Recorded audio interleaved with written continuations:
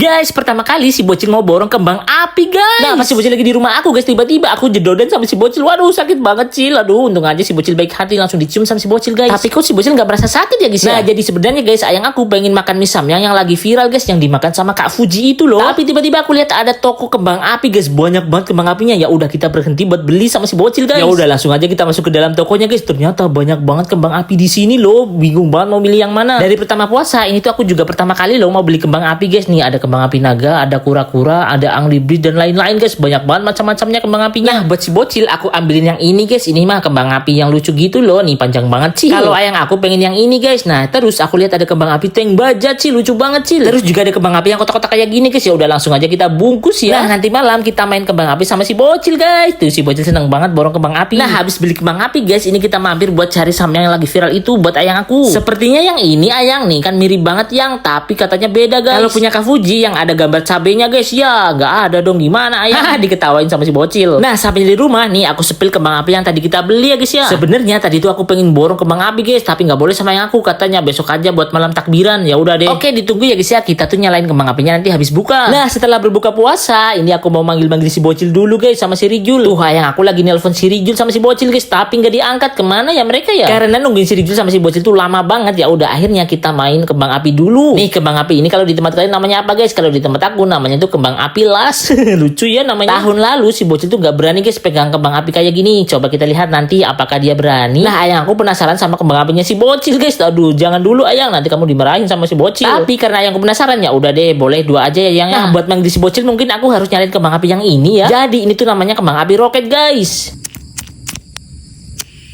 Bismillahirrahmanirrahim.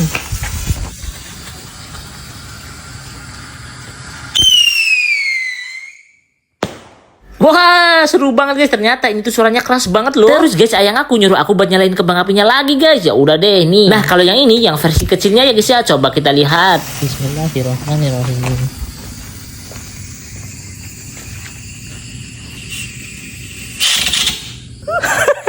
Ya, gagal deh, guys, kembang api yang ini. Aduh, gimana sih? Nah, sekarang giliran ayang aku, guys, pengen nyalain kembang api yang satunya lagi ya, guys ya. Semoga aja berhasil. Nah, bener kan, guys, si bocil tiba-tiba datang. Ini si bocil katanya pengen nyalain kembang api yang tank baja ini, guys. Ya udah, langsung aja kita nyalain ya, guys ya. Kira-kira tank bajanya jalan apa enggak, guys? Kan tank baja.